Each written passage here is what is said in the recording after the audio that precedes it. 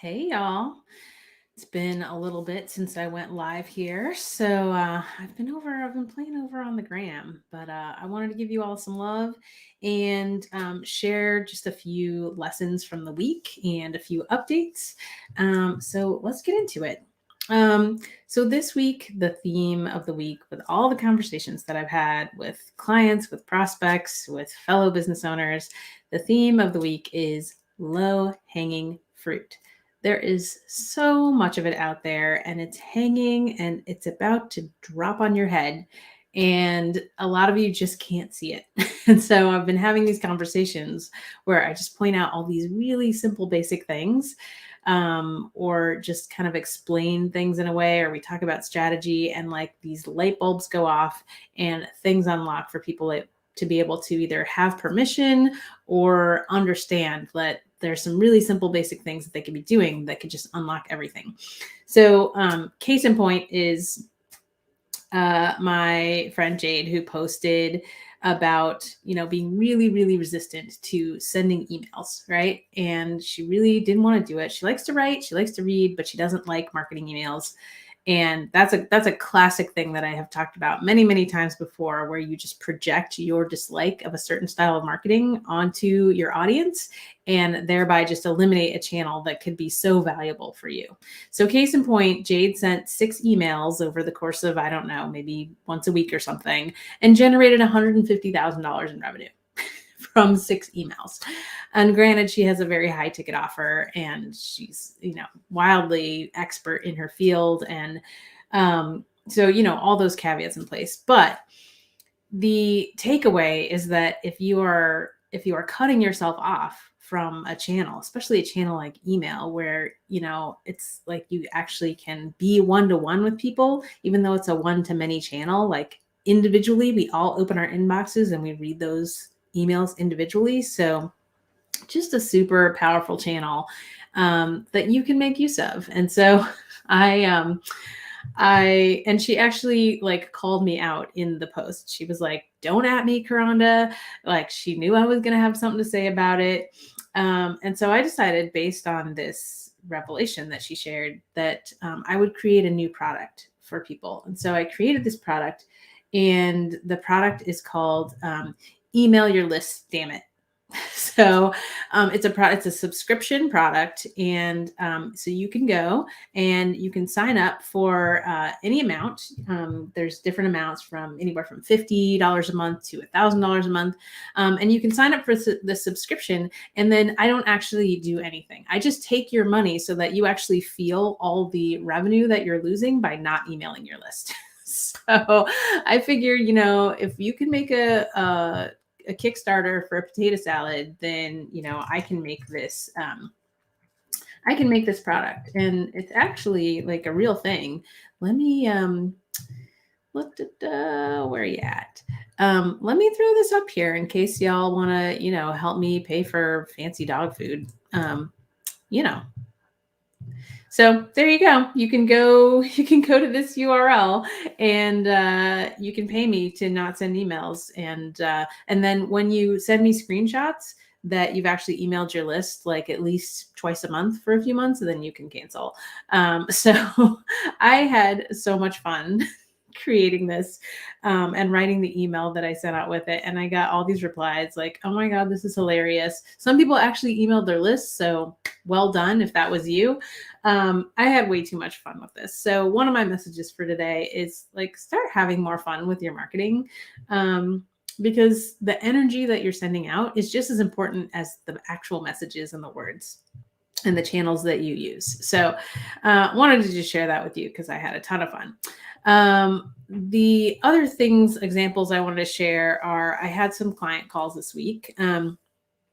And in one of them, I had a client who really thought like, "Oh, I'm emailing my list every couple of weeks." And she felt like she was just throwing spaghetti at the wall. She's like, "I'm just taking these conversations and these things that I, learn in my conversations with clients. And then I'm emailing my list about that." And I'm like, that's a valid strategy. Like, that's what I do every day and every week. That's what I'm doing right now. So I'm like, that's a great strategy. And you just need to be more conscious about it and more intentional about it. So as you're having those conversations that give you those aha moments, you're like writing those things down so that when you go to actually write your email, you're not faced with, the blank screen of death, right? Like, oh, I could write about, these different conversations or these different themes that came up during the week. So that's a valid strategy. I'm using it right now.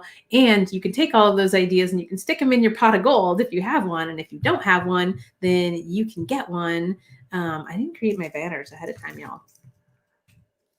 There you go. You can get your pot of gold over here. And that's the whole system that we use to like categorize our client and content and brainstorm ideas and all these cool things. Let's see what other examples. Oh man. So we launched a website for a client in May, and the site is working great, and he wanted to just take some time and kind of get used to the new site and work on some other projects, and it was summer and everybody's on vacation and all that good stuff.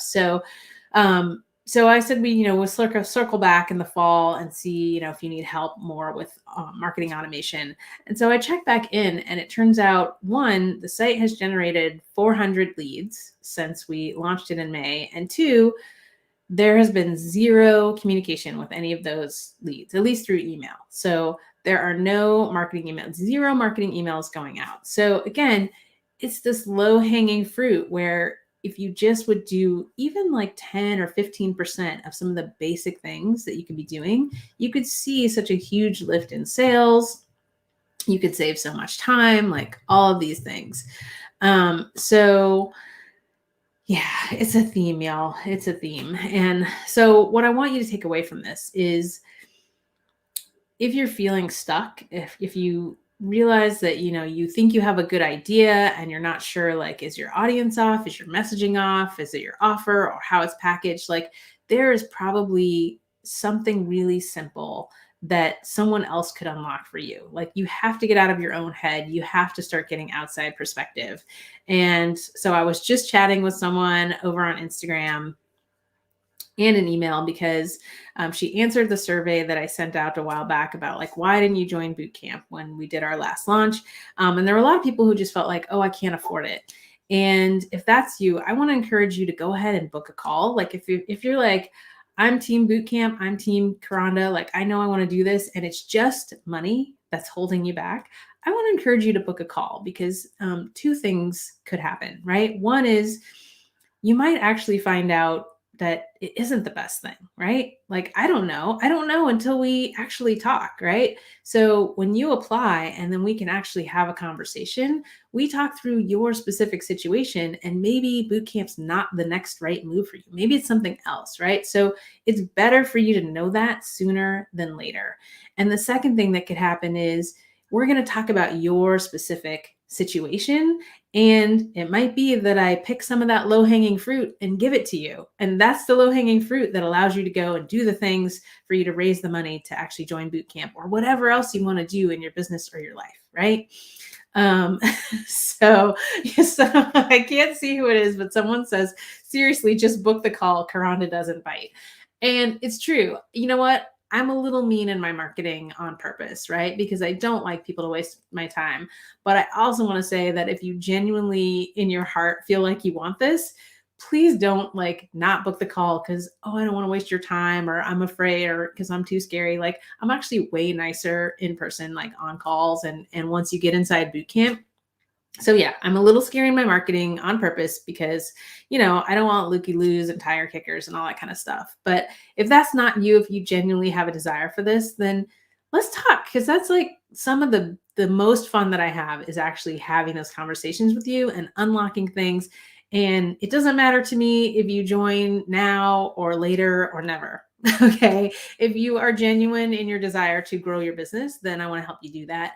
And for some people, it's they book a call and they join. And for some people, it's they book a call and, they get permission to do something that they've been holding back about, or they get an aha to go do something, like whatever it is. It's part of my service to you as my audience, right? So if you're thinking about that, like, just book the call. So I have His secret. She's actually nice. Yeah, it's true. It's true. And I really just want you to win, right? So the other thing I wanted to check in about is I did this experiment, and I alluded to this inside of my service CEOs group, which I'm showing a banner, I think. So if you're not in the service CEOs group, you can go and you can join here. And I alluded to this experiment that I did last week. So the experiment was about subject lines, because people, rightly so, talk about subject lines as being very important to getting your emails opened. And that is true. I do not dispute that at all. But nothing happens in a vacuum, right? So the other thing that can help you, that will for sure help you get your emails opened, is your relationship with your audience. If you have a good relationship with your subscribers, if they have a history of getting value from you inside of your emails, then they will be more likely to open them. And so in order to test that, I did an experiment, and I sent some emails last week, and one of the emails, I used the subject line. So you can see all the subject lines here. This one is like, oh, subject line, and that's it. And my premise was that because people who get my daily emails hear from me Monday through Friday, and those emails are valuable. I know that because people write me back often and say, thank you for this email, right? And so this subject line, we track the click-through, or the open rates and the click-through rates. So you can see that subject line actually had the most opens, 43.45% opens, compared to all the other ones that week. And so I think this is good evidence for my premise, which is like, I have a good relationship with my subscribers. That's due to a lot of things, right? That's due to the type of emails I send. That's due to me doing a lot of list cleaning. So if people disengage from my emails, I actually have a process to automatically remove them from my list. So you don't necessarily need to grow like this giant list. You want a list of people who actually want to hear from you, and it makes a huge difference. So I wanted to share that with you, just to encourage you that, if you feel like, oh, I'm not a good writer, or I'm not a copywriter, or I can't come up with like the best subject lines. If you show up with a genuine desire to help your people, and the emails you send are born out of that genuine desire, then people are going to feel that, and they're going to want to open your emails. So, yeah, just wanted to share those few things with you. Couple of things before I bounce, couple of announcements.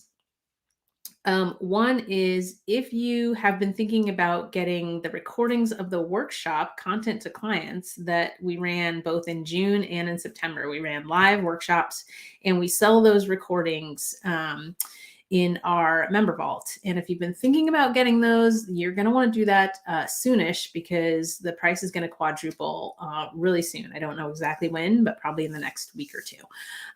So you're going to want to go and get that. Let me see if I have a link for that. Making banners on the fly, y'all. There you go. So if you want to grab that, you can go to carveldigital.com/C2C. It's kind of like the juicy center of the nougat inside the lollipop, I guess, of Content Bootcamp. It's like the core things that you would need to know in order to kind of get how you turn prospects into clients using content. So very, very valuable. And the price is going to raise accordingly soon. The next thing is that our year anniversary of the podcast is coming up. So Begin As You Mean to Go On is almost 1 year old, and we're actually on a break right now. So there's 46 episodes, 36 main episodes, and then some bonus episodes. So if you haven't binged all of those, there's plenty for you to go back and listen to. But to commemorate the 1 year, I'm going to be recording a brand new episode. We're going to be releasing it about a week and a half from now. And we're also going to be launching a new feature of the podcast that's going to help you take action on the things that I teach in the podcast. So definitely make sure you're on my email list so that you get notified about that. And if you're someone who likes to listen to the podcast while you're, working out or driving or what have you, and you're like, oh, I wish I could take notes. we're going to have your back, and we're going to make it easier for you to implement. So stay tuned for that. And was that all of my announcements? I think so. So yeah, that's just wanted to come on and let you know like what's been going on in Carvel Digital Land. Our new logo is like so close to being done. So our new logo is going to drop. You'll just start like seeing that in different places. I'm very, very excited. It looks really good. Kristen and Cade from House of Rebello created it, longtime friends and clients. And so look forward to that soon as well. All right, y'all, that's my update. Thank you so much. Have an amazing weekend. Next week, I'm going to be on, I'm going on a work retreat next week. So I'm going to a little A-frame house at the beach, and I'm just going to like dive into a bunch of nerdy process business stuff that most people find boring, but I really love. And so I'm looking forward to that. All right, y'all, thanks so much. If you catch this on the replay, don't forget to hashtag replay in the comments and let me know what you're most excited about from this video. And I'll see you on the flip side.